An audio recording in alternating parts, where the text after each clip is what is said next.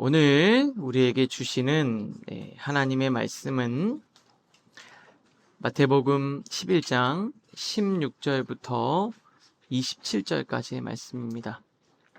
마태복음 11장 16절에서부터 24절까지 말씀입니다. 24절까지 말씀입니다. 우리 찾으셨으면 다 같이 한 목소리로 하나님 말씀을 봉독하겠습니다. 이 세대를 무엇으로 비유할까? 비유하건대 아이들이 장터에 앉아 제 동물을 불러 이르되 우리가 너희를 향하여 피리를 불어도 너희가 춤추지 않고 우리가 슬피 울어도 너희가 가슴을 치지 아니하였다함과 같도다. 요한이 와서 먹지도 않고 마시지도 아니하매 그들이 말하기를 귀신이 들렸다 하더니 인자는 와서 먹고 마심에 말하기를 보라 먹기를 탐하고 포도주를 즐기는 사람이요 세리와 죄인의 친구로다 하니 지혜는 그 행한 일로 인하여 옳다함을 얻느니라.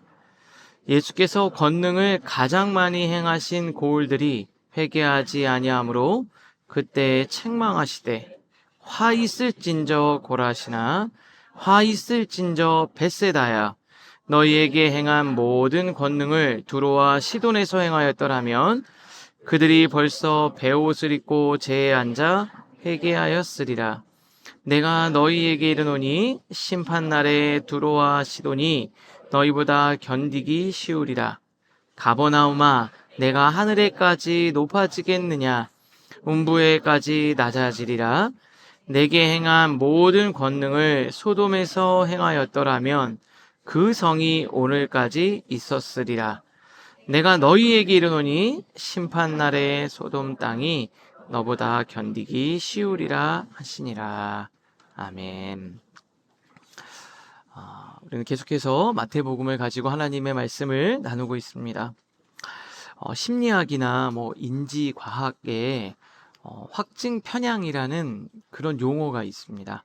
대학교에서 공부하신 분들 다 아시겠죠? 몇 분은 이 내용이 뭐냐면 내 신념에 부합하는 정보는 받아들이고 그 신념에 좀 반대되는 정보는 그냥 무시하거나 넘어가려고 하는 그런 태도를 뜻합니다. 예를 들어서 내가 누군가가 엄청 미워요. 정말 내가 싫어하는 사람입니다. 그러면 그 사람이 막 친절하게 굴면 뭐라고 생각할까요? 저거 가식이야. 그리고 묵뚝뚝해요. 그러면 저 사람 냉정해. 이렇게 말한다는 거죠. 그러니까 내가 생각을 바꾸는 정보가 들어오게 되면은 내 생각을 바꾸는 게 아니라 정보를 왜곡한다라는 거죠. 왜냐하면 내가 틀렸다라는 걸 인정하는 것보다 그 사실이 잘못되었다라고 생각하는 게 우리에게는 더 편하기 때문입니다. 그래서 이게 이 확증 편향의 오류잖아요. 근데 이게 무슨 말이냐? 내가 어떤 판단과 어떤 새로운 정보를 받아들일 때 내 마음의 상태 때문에 그렇지는 않은지를 생각해봐야 오류에 빠지지 않을 수 있다라는 거죠. 그러니까 내가 판단하고 내가 보는 것이 다 객관적이지 않다라는 겁니다. 자, 오늘 말씀은 예수님이 마음이 완전히 굳어버린 이 세대를 비유로 책망하시고 또 가까이서 정말 많은 은혜를 받고도 변하지 않는 도시들을 향해 안타까운 마음으로 메시지를 전합니다. 오늘 말씀을 거울로 삼아서 정직하게 여러분의 영적 상태, 내면 상태를 돌아보실 수 있기를 바랍니다. 말씀은 단단한 말씀도 있고 좀 부드러운 말씀도 있어요. 또 위로에 관한 말씀은 좀 부드러워서 소화가 잘 되죠. 그런데 어떤 단단한 말씀은 잘 씹어야지만 소화가 됩니다. 오늘은 좀 단단한 말씀에 해당하는 것 같아요. 저도 기도하면서 성령님께서 성도님들의 마음을 만져주셔서 단단한 음식이 소화가 되고 우리 성도님들의 영혼을 살리는 영의 양식이 되게 해주세요. 이렇게 기도했어요. 오늘 이 말씀을 통해서 이 단단한 양식이 여러분들에게 영을 살리는 그런 자양분이 될 수 있기를 바랍니다. 첫 번째 여러분들과 조금 주의 깊게 봤으면 하는 말씀 구절은 이 세대를 무엇으로 비유할까입니다. 제가 서두에 말씀드린 것처럼 당시 사람들의 영적 상태를 내가 지금 너희들 그리고 이 세대 그리고 주변에 있는 이 사람들을 바라보면서 이들의 영적 상태를 내가 뭐에 비유할 수 있을까 이러면서 말씀하시는데 장터에 앉아서 놀고 있는 아이들의 모순적인 모습을 가지고 비유합니다. 그게 16절과 17절이에요. 보세요. 이 세대를 무엇으로 비유할까? 비유하건대 아이들이 장터에 앉아서 친구들을 불러 모아서 이르되 우리가 너희를 향하여 피리를 불어도 너희가 춤추지 않고 우리가 슬피 울어도 너희가 가슴을 치지 아니하였다 함과 같도다. 본문을 보니까 이런 거죠. 장터에서 아이들이 막 놀잖아요. 저희들이 예배를 드리면 가든 아이들이 모여있으면 자기들끼리 놀면 어떻게든 놀이를 만들어내더라고요. 근데 그중에 한 친구가 피리를 불면서 야 우리 결혼식 놀이하자 막 신나게 우리 찬양 부르고 막 놀자 이렇게 얘기를 하는 거예요. 춤추자. 그랬더니 어떤 한쪽에 있는 아이가 이렇게 얘기하는 거예요. 아 나 지금 그럴 기분 아니야. 지금 무슨 찬양 뭐 노래고 춤이야. 근데 이번에는 막 곡을 하고 슬피 우는 거죠. 그 당시에 장례식 놀이를 하는 거예요. 그러면 장례식 놀이 하자. 같이 슬퍼해주고 그러자. 근데 이번에는 야 무슨 우울하게 그런 거에 하기 싫어. 이렇게 얘기하는 거예요. 자 보세요. 신나는 것도 싫고 진지한 것도 싫어요. 그리고 예수님이 바로 이 이야기를 하시면서 지금 예수님이 하시는 사역을 가지고 영적으로 들어오셨어요. 18절 19절 너무 중요하니까 우리 한번 같이 읽겠습니다. 시작. 요한이 와서 먹지도 않고 마시지도 아니하며 그들이 말하기를 귀신이 들렸다 하더니 인자는 와서 먹고 마심에 말하기를 보라 먹기를 탐하고 포도주를 즐기는 사람이요 세리와 죄인의 친구로다 하니. 여기까지만 읽어볼게요. 그러면서 이렇게 얘기하는 거예요. 이전에 세례 요한이 와서 광야로 나갔잖아요. 광야로 나가서 금식하며 회개를 외쳤어요. 정말 진지하게 회개를 외쳤더니 사람들이 뭐라 그러냐면요. 귀신 들렸다.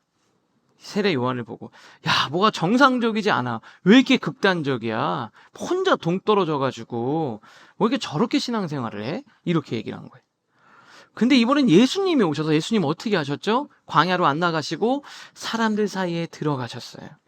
그래서 사람들과 식사를 나누셨습니다. 따뜻하게. 그랬더니 뭐라 그래요? 자, 저거 뭐라고. 먹기를 탐하고 포도주를 즐기는 자다. 너무 세속적이야. 아니 무슨 이렇게 사람이 가벼워. 진지함이 없어. 요한은 왜 이렇게 진지해? 예수님은요? 왜 이렇게 가벼워? 뭐 혼자서 따로 놀려 그래. 그냥 사람들과 다 섞여가지고 구분이 없네. 트집을 잡는다는 거죠. 전 이걸 보면서 어떻게 하라는 건가요? 이 세대가 그랬다라는 거예요. 한번 잘 생각해 보세요. 요한이 광야로 나가서 사람들과 거리를 두는 게 문제였나요? 아니면 예수님이 사람들 사이에 들어가서 함께 식사하고 어울리는 게 문제였나요? 요한이 애통하면서 금식한 게 문제였습니까? 틀렸습니까? 아니면 예수님이 함께 웃으면서 따뜻하게 식사하고 교제하는 게 틀린 겁니까? 요한의 엄격한 절제가 아니면 예수님의 따뜻한 환대와 친밀함이 그들에게 둘 중에 뭐가 걸림돌이었습니까? 요한의 금식이 문제였으면 예수님의 따뜻한 식사는 좋았어야죠. 예수님의 그 따뜻한 식사와 환대가 싫었으면 진지하게 나가서 내가 가슴을 치며 회개하는 건 맞았어야죠. 그런데 둘 다 싫다라는 거예요. 오늘 주님이 이 세대를 이렇게 말씀하십니다. 방식의 문제가 아니라는 거예요. 방식. 요한이 좀 덜 엄격하고 예수님이 좀 더 근엄하셨다고 해도 결과는 똑같았을 거다. 주님이 말씀합니다. 내가 뭘 해도 너희들의 반응은 똑같았을 거다. 본질은 마음의 문제였던 거예요. 마음의 문제. 마음이 없으니까 하나님이 어떠한 모습으로 다가가도 싫다고 거부한 겁니다. 사실은 아무것도 하기 싫은 마음이 그 안에 있었던 거예요. 아무것도 하기 싫은 마음. 그러면서 내 이 마음, 이 완악한 마음을 정당화해줄 이유들을 찾기 시작한 겁니다. 내 영적인 무감각, 순종하기 싫은 나쁜 마음, 그걸 감추기 위해서 상대방의 트집을 잡는 것, 그게 이 세대의 모습이라고 주님이 말씀하신 거예요. 피리를 불어도 싫고 가슴을 쳐도 싫고 광야에 나가서 금식해도 싫고 사람들과 함께 어울려 식사해도 싫고. 여러분들 말씀을 보면서 어떤 생각이 드세요? 우리의 삶을 한번 돌아보시면 좋겠어요. 여러분의 삶을. 가정에서요, 배우자나 또 가족들이요, 걱정하는 마음으로 막 물어보잖아요. 관심을 갖고 막 물어보고 또 같이 뭐 하자고 그러면 이렇게 얘기해요. 나 피곤한데 신경 쓸 일 많은데 왜 이렇게 귀찮게 하냐고 밀어냅니다. 좀 쉬고 싶어. 근데 정말 막상 거리를 두고 그냥 두면 어떻게 됩니까? 그냥 두면 관심이 없다, 아무것도 안 한다, 섭섭해하지 않으세요?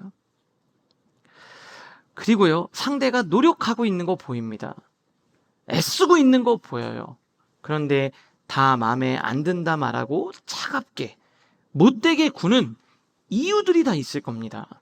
근데 그게 사실은 상대방의 문제가 아니라 내 안에 사랑이 없고, 조금 더 나아가면 그냥 내가 하고 싶은 대로 하려고 하는 이기적인 마음 아닙니까? 오늘 주님이 우리의 마음을 돌아보라는 거예요. 여러분, 신앙생활할 때 교회가 뭘 해도 불편한 경우들이 있으시면 어쩌면 교회를 사랑하는 마음이 이 마음 안에서 사라져버려서 그런 건 아니냐는 거예요. 마음의 중심에 권위에 순종하고 싶지 않은 마음, 내 시간과 물질을 들이면서까지 불편을 감수하고 싶지 않은 마음, 아직은 내 마음대로 내가 시간을 조정해서 내가 막 쓰고 싶은 마음, 그런 마음이 있기 때문은 아니냐 이 말이에요. 오늘 정직하게 돌아보실 수 있기를 바라요. 여러분이 가족들에게, 직장에서, 아니면 공동체나 주님께 말하는 그 이유가 진짜 이유 맞으세요? 진짜 그 이유, 솔직한 이유 맞습니까? 그리고 하나님 보시기에 그 이유 합당하다고 말씀해 주실까요? 그건 여러분만이 아는 거죠. 피리를 불어도 춤추지 않고 슬피 울어도 가슴을 치지 않던 이 세대, 요한이 오면 귀신 들렸다고 하고 과도하게 몰아붙이고 예수님이 오셔서 함께하면 먹기를 탐하고 즐기는 세속적인 자라고 비난하는 그 모습이 지금 내 모습 아닌가? 나의 모습이 아닌가? 이 세대의 모습이 내 모습이 아닌가? 여러분, 정직하게 한번 돌아보실 수 있기를 바랍니다. 우리 청년들은 직장과 공동체와 가족과 내 친구, 사실은 내 마음이 안 좋은 건데, 오늘 그렇게 기도할 때 하나님이 여러분의 마음에 새 마음을 부어주실 줄 믿습니다. 이어서 두 번째예요. 행한 일로 인하여 옳다함을 얻느니라. 근데 오늘 본문에 바로 이어지면서 이런 것 같아요. 예수님께서 굉장히 사역하는 사람들에게, 선을 행하는 사람들에게 아주 지혜로운 메시지를 주셨어요. 우리가 뭔가 노력하는 사람들이 있잖아요. 열심히 하려고 하고 선을 행하는데 반응이 안 좋으면 일단 어떻게 됩니까? 기운이 빠지죠. 기운이 빠집니다. 뭐 힘이 안 나는 것만이 아니라 내가 뭔가 방향을 잘못 잡았나? 이러면서 막상 당황하기 시작해요. 당황합니다. 저도 이렇게 메시지를 전하고 설교를 하다가 보면 외부에서 집회를 많이 다니잖아요. 어떨 때 가면 정말 웃을 때가 아닌데 막 웃어주시고, 어제는 진짜 우리 어르신들, 권사님들 계시는데 제가 무슨 얘기만 하면 막 이러고서 와 이러고 막 그러세요. 지금 여러분들은 진지하잖아요. 약간 요한 쪽에 속하신 분이시거든. 갔더니 제가 개척을 했는데 2년 됐는데 청년들이 한 200명 정도 모임다 그랬더니 여기서 막 술렁술렁 하는 거예요. 그래서 30분 하라 그랬는데 40분 좀 넘게 했어요. 근데 어쩔 때 가면 어떠냐면 무슨 얘기를 했는데 하나도 안 웃으면 제가 어떤 생각이 들어요. 내가 좀 잘못 방향을 설정했나? 그런 생각이 들잖아요. 여러분 그런 생각 안 드세요? 내가 리더인데 관리하는데 아이들이 안 따라주면, 그리고 공연할 때 반응 없으면 그런 생각 들잖아요. 그러면서 막 헷갈리는 거예요. 내가 잘못한 건가? 방향을 잘못 잡았나? 그때 주님이 이렇게 말씀하세요. 19절입니다. 우리 노란 부분만 같이 한번 읽어볼까요? 시작. 지혜는 그 행한 일로 인하여 옳다함을 얻느니라. 자, 무슨 말이에요? 지혜로운 사람이 돼야 되는데 반응이 아니라 네가 신실하게 행한 일로 옳다, 옳지 않다를 판단받을 거다. 우리는 뭐죠? 내가 맞다가를 뭘로 판단받아요? 사람들이 와 잘한다 그러면 맞는 거고, 사람들이 야 이거 뭐냐 그러면 안 맞는 거고, 이게 아니라는 거예요. 사람들의 반응과 상관없이 하나님 앞에, 말씀 앞에 행한 그 일 자체가 옳다함으로 판단받는다는 거예요. 내가 옳고 그름이 제대로 하고 있는지 아닌지가 사람들의 반응이나 다수의 여론에 따라 달려있지 않다라는 걸 말하는 거예요. 제가 여러 가지 번역본을 보면서 유진 피터슨 목사님은 이 부분을 여론이라는 단어를 썼어요. 여론이라는 단어. 그러니까 사람들이 사역을 잘한다고 해서 진짜 잘하는 거 아닐 수 있고요. 사람들이 못한다고 해서 진짜 못하는 거 아닐 수 있다라는 거예요. 그러니까 지혜 있는 사람은 사람들의 반응에 따라서 흔들리지 않는다. 방향을 그렇게 잡지 않는다는. 갈라디아서 1장에 보면 바울이 정말 경계해야 될 것, 사역자들에게 경계해야 될 것에서 얘기하는데 그게 9절과 10절입니다. 누구든지 전에 말하였거니와 내가 지금 다시 말하니, 예전에도 말했는데 지금 또 얘기하는 거야, 이렇게 얘기하는 거야. 그럼 얼마나 중요한 얘기일까요?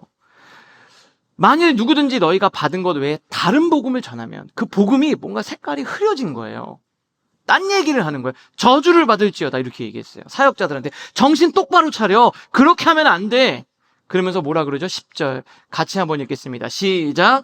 내가 사람들에게 좋게 하랴, 하나님께 좋게 하랴, 사람들에게 기쁨을 구하랴. 내가 지금까지 사람들의 기쁨을 구하였다면 그리스도의 종이 아니니라. 뭐라고 얘기했냐면요, 사람들에게 좋은 것과 하나님께 좋은 것이 동일하지 않고 충돌될 수 있다는 거예요. 그러면서 사람이 아니라 하나님의 기쁨을 구하라 그랬습니다. 근데 이게 굉장히 그 당시에 사역할 때 많은 유혹이 있었다는 겁니다.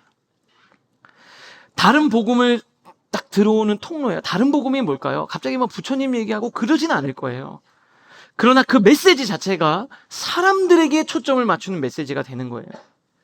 비위를 맞추고 싶은 마음, 인기를 얻고 싶은 마음, 다른 사람들로 하여금 컴플레인이나 부정적인 이야기를 듣고 싶지 않은 마음. 바울이나 그 당시의 목회자들이 핍박을 피하고 자기 진영에서 인정받고 싶은 마음이 유혹으로 작용하는 거예요. 그 진리가 왜곡되는 배후에 뭐가 있었냐? 사람에게 좋게 하려는 그 마음, 그 욕심이에요. 요즘에 많이 통계나 설문조사들이 생기면서 진짜 사람들이 원하는 교회, 저도 개척하면서 많이 책도 읽고 참고도 하고 논문도 보고 통계도 보고 기사도 봤어요. 저는 물론 사람들이 마음을 이해하고 그것들을 무시하지 않아야 된다는 것은 되게 중요해요. 근데 가끔 저에게 후배들이 많이 찾아옵니다. 제가 2년 6개월 했는데 저는 이 얘기를 꼭 해요. 그것이 그 교회의 절대적 기준이 되진 않아야 된다는 거예요. 우리가 세워야 할 것이 사람들이 좋아하는 교회가 아니잖아요. 주님이 기뻐하시는 교회잖아요. 그런데 자꾸 그렇게 흘러갈 수 있다는 거예요. 지혜란 우리가 생각할 때 지혜는 어때요? 눈치 빠르고 분위기 읽고 이거 좀 지혜롭네 이렇게 얘기할 수 있잖아요. 감정을 읽어주고 그 순간에 흐름을 맞춰주는 게 지혜일 수 있잖아요. 우리가 세상에서 돈 많이 벌려면 지금 유행과 트렌드를 읽어서 그때그때 반응해야 되잖아요. 근데 성경은 지혜를 뭐라 그랬습니까? 그걸 지혜라고 하지 않았어요. 성경에선 그걸 지혜라고 말하지 않았어요. 참된 지혜는 바른 것을 선택하는 게 지혜라고 했습니다. 전 여러분들이 바른 것을 선택하는 지혜로운 우리 라이프 처치 성도인들 모두가 되실 수 있기를 바랍니다. 여러분, 지혜로운 부모를 한번 생각해 보세요. 제가 아이를 키우다 보니까 이 두 가지를 구분해야 되겠더라고요. 아이가 좋아하는 것과 아이에게 좋은 것. 어저께 저녁에 제 딸이 학원에 갔다 오는데 저녁으로 야식을 먹겠다고 컵라면을 이렇게 탁, 오늘 야식은 육개장이야 이러더라고요. 근데 지금 아내가 매일 저녁에 제가 제 딸이랑 간식 먹는다고 이렇게 하면 애가 키가 안 큰다 그러면서 유전적으로 당신이 키가 작기 때문에 더 노력을 해야 된다. 그래서 제가 들었는데 또 야식을 먹겠다고 하는 거예요. 그래서 저녁에 너무 한 11시가 되니까 아이가 원하는 게 있지만 아이가 좋아하는 게 있지만 아이에게 좋은 것을 구분해야 되잖아요. 그래서 제가 아니야 그랬더니 막 얘기했는데 오늘은 그냥 자자. 과일 먹고 자자. 이렇게 얘기를 했더니 벌써 약간 뾰루퉁하던 거예요. 아이가 원하는 게 늘 좋은 게 아니잖아요. 여러분, 아이가 원하는 대로 다 해준다고 그 아이 인생 잘 되는 거 아닙니다. 제가 보니까 진짜 지혜로운 부모는 아이랑 어쩔 때는 그 지겨운 싸움을 싸워서라도 가는 거예요. 부모도 보니까 사랑하지만 싸우기 피곤해서 그냥 두는 경우들도 있더라고요. 여러분, 돌팔이 의사 어떻습니까? 돌팔이 의사. 정말 한자 비 기가 막히게 맞춥니다.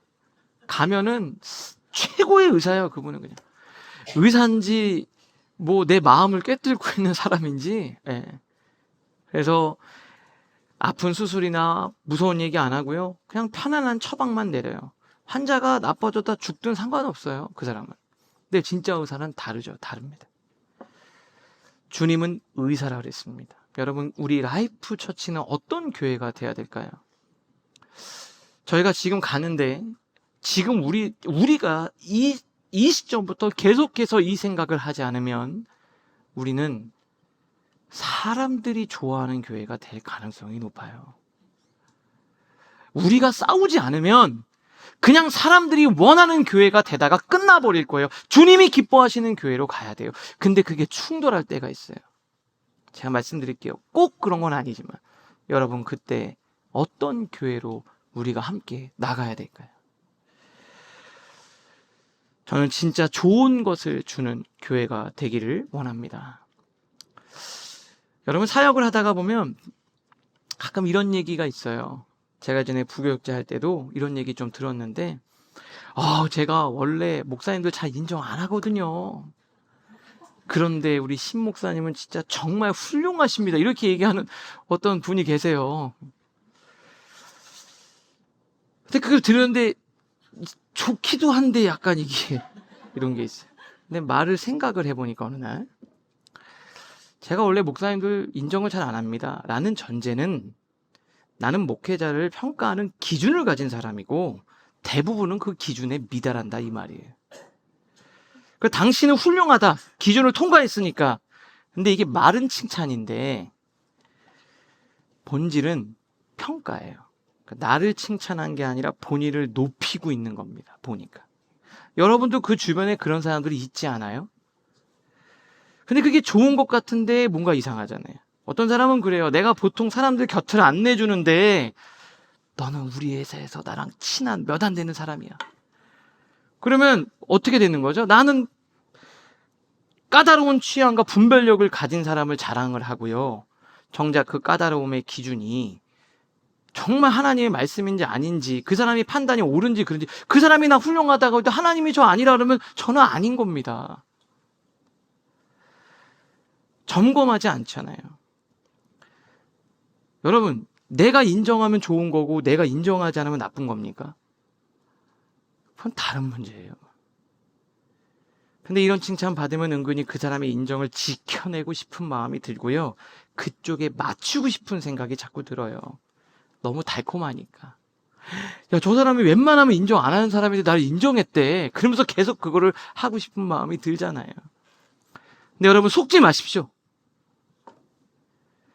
여러분이 하는 그 사역과 헌신의 가치는요, 여러분의 목장에 있는 목원이나 옆에 있는 친구나 그 어떤 사람이 인정해준다고 그것이 인정받고 인정하지 않는다고 가치가 없는 게 아닙니다.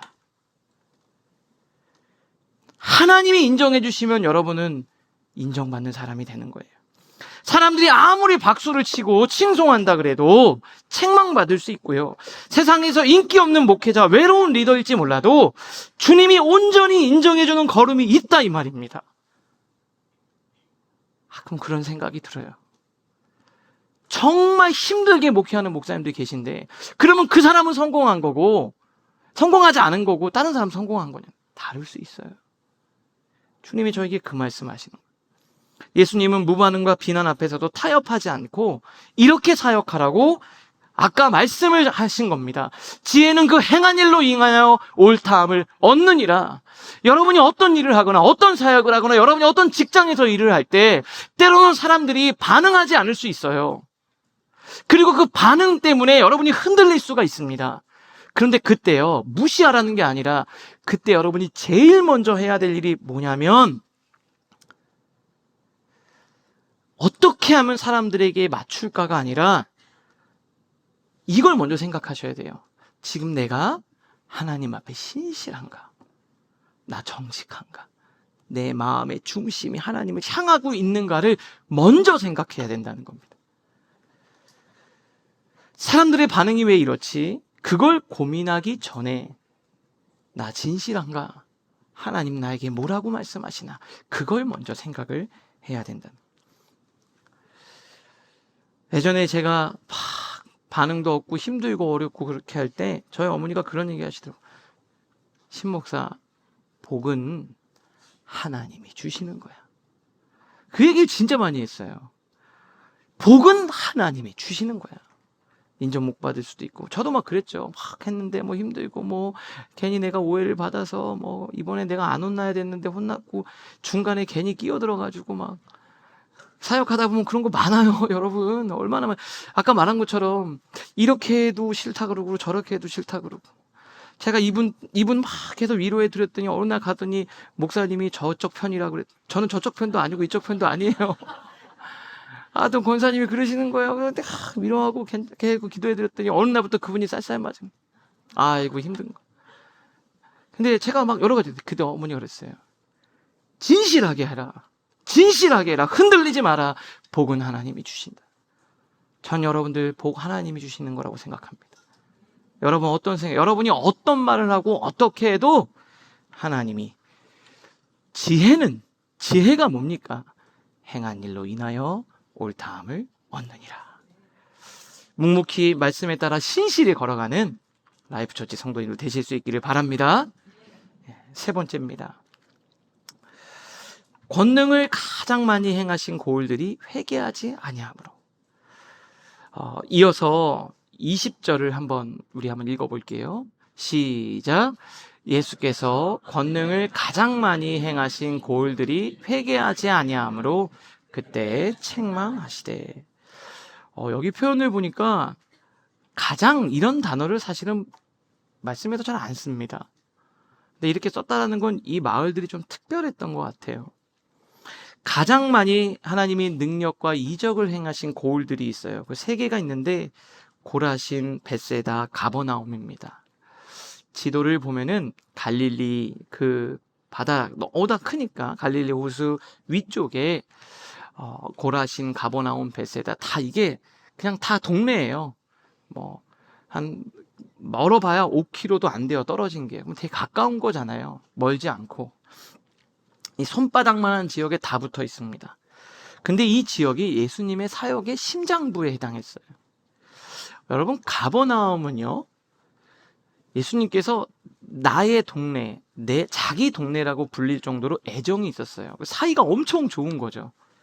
그리고 여기서 우리가 말씀 묵상했던 이적들 대부분 일어납니다. 백부장의 하인 치유됐죠. 중풍병자 일어났죠. 죽었던 야이로의 딸이 살아났죠. 기적들 다 일어납니다. 벳세다에서는요, 오병이요. 여러분, 보리떡 5개와 물고기 2마리 5,000명 먹었습니다. 막 경제적으로, 물질적으로 하나님이 채우셨다라는 거예요. 앞 못 보던 맹인이 뜨는 기적을 봤어요. 아픈 사람 고쳐주셨죠. 먹을 거 주셨죠. 위로해 주셨죠. 그리고 정말 예수님도 사이가 좋았습니다. 이 마을 사람들은 누구보다 가장이라는 단어 썼어요. 예수님을 가까이서 풍성하게 누린 사람들이었어요. 근데 뭐라 그랬냐? 이게 중요해요. 회개하지 않았다. 삶의 변화가 없어요. 삶의 변화가. 애정을 쏟아 모든 것을 보여주셨는데 꿈쩍도 하지 않는 도시들. 그러면서 예수님이 얼마나 답답한지 약간의 서운함과 후회와 안타까움과 이 복합적인 마음을 담아서 이렇게까지 표현하셨어요. 21절. 화 있을진저 고라시나 화 있을진저 벳세다야 너희에게 행한 모든 권능을 두로와 시돈에게 행하였더라면 두로와 시돈에게 행하였더라면 그들은 벌써 베옷을 입고 제에 앉아서 회개했을 거다. 가버나움아 내가 하늘에까지 높아지겠느냐? 음부에까지 낮아지리라. 와, 너 교만하냐? 내가 내게 행한 모든 권능을 만약에 내가 소돔에서 행했더라면 그 성은 망하지 않고 지금까지 있었을 거다. 어떤 마음이 느껴지세요? 저 이걸 읽으면서 그 주님의 그 안타까운 마음이 막 느껴지는 거예요. 그리고 정말 섭섭하다고 느낄 정도로. 그래서 제가 이걸 말씀 묵상하면서 은혜를 많이 받았는데 그게 아니라 저는 이런 생각이 들더라고요. 주님과 사이가 정말 좋은 도시였습니다. 사람들이 열광했어요. 사실 여기서 예수님 싫어했을까요? 예수님 거부한 게 아니에요. 저는 예수님을 엄청 좋아했을 거라고 생각해요. 이 사람들이. 오병이어로 떡과 물고기를 주실 때 난리 났겠죠. 병 고쳐주실 때 막 열광했겠죠. 어떻게든 예수님이 절로 가면 이쪽으로 가시라고 막 그러지 않았겠어요? 그잖아요. 그러면서 막 환호했을 겁니다. 내 삶의 보탬이 되는 좋은 것들을 주실 때는 앞다투어 환영하고 정말 좋아했을 거예요. 최고라고 막 난리 했을 거예요. 그런데 예수님이요? 회개가 뭡니까? 그거 아닙니다. 집사님 그거 진짜 안 돼요. 그렇게 하시면 안 됩니다. 형제님 그건 옳지 않아요. 그거 고치셔야 돼요. 하나님 앞에 정직하셔야 됩니다. 그때부터 문제가 생기기 시작하는 거예요. 떡을 주시는 예수님 환호했는데 이제 그 삶을 돌이키십시오. 가정에서 그렇게 하는 거 아닙니다. 그때 귀를 닫았다는 거예요. 내게 잘해줄 때는 좋아요 하지만 내 삶을 고치라 그러면 싫어요 이러는 겁니다. 내 필요를 채우는 공급자로는 따르는데 내가 따를 목자로는 거부한 거예요.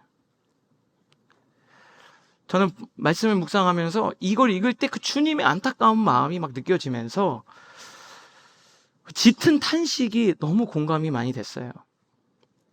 저도 교회 안에서 위로하고 격려하고 신방하고 좋은 말 나눌 때는 관계가 정말 좋은 사람들이 있습니다. 진짜 좋고 진짜 좋아하더라고요. 저도 좋았어요. 애틋했어요. 그런데 결정적인 순간에 목회자로서 기도하면서 저도 힘들게 권면을 꺼내요. 근데 그때 저는 많이 봤습니다. 싸늘하게 표정이 굳어져요. 그리고 그때부터 어색해집니다. 사역을 정말 함께 열심히 했는데요. 그 다음부터 멀어졌어요. 시험에 들어요. 전 그때 이런 생각이 들었습니다. 아, 저분은 나를 주님이 세우신 목회자로 생각한 게 아니라 그냥 잘해주니까 인간적으로 좋아했던 거구나. 그때 제가 청년 사역할 때도 많이 경험했어요. 권면할 때 듣지 않는 청년들도 있더라고요. 잘해주는 것과 믿음을 성장하고 성숙하게 하는 건 다르다. 잘해주는 것과 믿음이 성장하고 성숙하게 해주고 제자가 되는 건 다르다는 거죠. 근데 제가 이제 교회를 개척하고요. 반면에 저와 수년을 같이 한 그런 성도였어요. 근데 제가 시간과 물질의 주관자가 하나님이심을 인정해야 된다는 무겁고 힘든 권면을 제가 해야 되는 상황이 생겼어요. 저 힘들었습니다, 사실. 그리고 말씀을 듣는 성도님에게도 결코 쉽지 않은 시간이었던 것 같아요. 근데 정말 그 얘기를 했어요. 나눴습니다. 근데 그 다음 주에 안 보이는 거예요. 그래서 제가 전화를 했어요.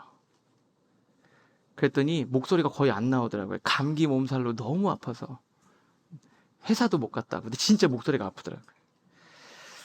마음고생이 심해서 몸으로 나타나나 봐요. 근데 정말 감사한 건요, 치열한 싸움 끝에 받아들이고 순종의 자리로 나왔어요. 오해하지 마세요. 저라는 사람에게 한 게 아니라 하나님의 말씀 앞에 순종한 거였어요. 부족한 사람을 라이프처치의 담임 목사로 세우신 하나님의 영적 질서를 인정하고, 저는 그때 나오고 열심히 하고 모습을 보면서 눈물이 났어요. 말씀 앞에 자신을 꺾는 그 모습을 보면서 저는 확신했어요. 이분이 진짜 우리 교회 성도구나. 진짜 목자로 따르는 참된 양이구나. 예수님이 양과 목자를 설명할 때 이렇게 설명해요. 아주 중요한 특징이 있습니다. 요한복음 10장인데요. 너희가 내 양이 아니므로 믿지 않는 거. 내 양이 아니니까 내 말을 믿지 않는구나. 27절 같이 읽겠습니다. 시작. 내 양은 내 음성을 들으며 나는 그들을 알며 그들은 나를 따르니라.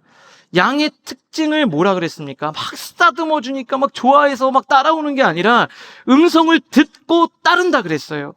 나를 좋아하는 게 내 양이라 그러지 않았습니다. 내 말을 듣고 따르는 사람을 양이라 그랬습니다. 여러분, 주님을 목자로 생각하십니까? 그냥 좋아하시는 거 아니세요? 예수님을 좋아하는 것과 그분을 따르는 건 다른 이야기예요. 저는 예수님에 대한 마태복음을 묵상하면서 지금까지 제 목회를 많이 점검하기 시작했어요. 저 철저하게 점검합니다. 어쩔 때는요, 오늘 본문 다음 본문이 뭔지 아세요? 수고하고 무거운 짐 지자 다 내게로 오라. 저 이 본문 하고 싶었어요. 이명식 목사님 본문 언제 주시나요? 이걸 할까? 수고하고 무거운 짐 진 자로 할까? 고민하다가 그거 다음 주에 하려고.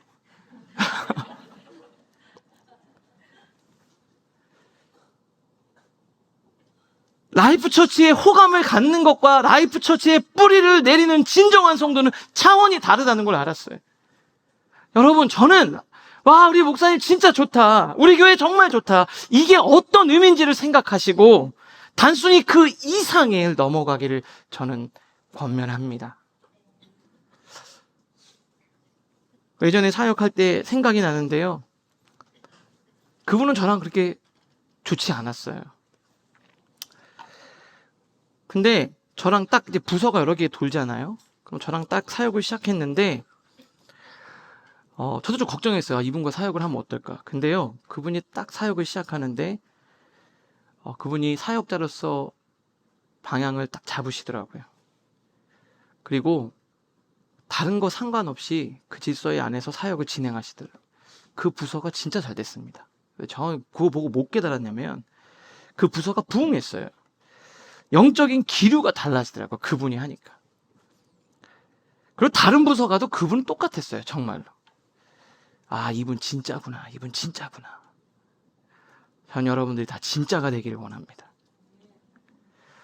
여러분, 하나님이 여러분에게 은혜 주셨죠. 아플 때 함께 기도하고 은혜 받고, 사업할 때 어려울 때 해서 같이 가고, 청년들 취업할 때 얼마나 기도하고, 직장도 주시고 가정도 주시고 은혜를 주셨어요. 여러분, 이전과 지금을 해서 하나님의 은혜를 받았어요. 은혜를 받았다고 여러분의 믿음이 더 좋아지셨습니까? 제가 보니까 그거랑은 상관이 없더라고요. 해서 진짜 사업 잘 되면 진짜 믿음이 좋을 것 같은데 그거랑은 상관이 없어요. 진짜 열심히 해도 좋은데 직장 가면 이 친구가 정말 하나님을 찬양하고 더 하나님을 신실히 사랑할 것 같아. 그거와 상관이 없더라고요. 잘해주는 것과 믿음이 잘하는 건 다르더라고요. 주님이 뭐라 그랬습니까? 저는 이 말이 너무 마음이 아파요. 너무 마음. 너에게 행한 모든 권능을 두로와 시돈에게 행하였다며. 내가 행한 모든 권능을 소돔에서 행하였다며. 이게 제가 그 얘기를 들을까 봐. 제가 그런 목회자가 될까 봐. 저는 마음이 너무 아프더라고요. 부디 여러분 하나님 앞에 이런 안타까운 성도가 아니라 하나님을 진짜 사랑합니다. 여러분 솔직히 가슴에 손을 얹고 오늘 물으셔야 돼요. 진짜 여러분이 말하는 그 싫은 이유가 진짜 이유 맞습니까? 아니면 여러분의 마음이 문제입니까? 여러분의 옆에 있는 가족들에게 책임을 돌리고 당신이 그러니까 내가 그러지 하지만 사실은 내 마음의 문제가 아니냐는 거예요. 교회가, 목회자가, 공동체가 사실은 우리 마음 아니냐는 거예요. 그 마음을 돌아보고 하나님 새 마음 달라고, 주님의 마음 달라고 기도하는 여러분들 모두가 되실 수 있기를 주님의 이름으로 축복합니다.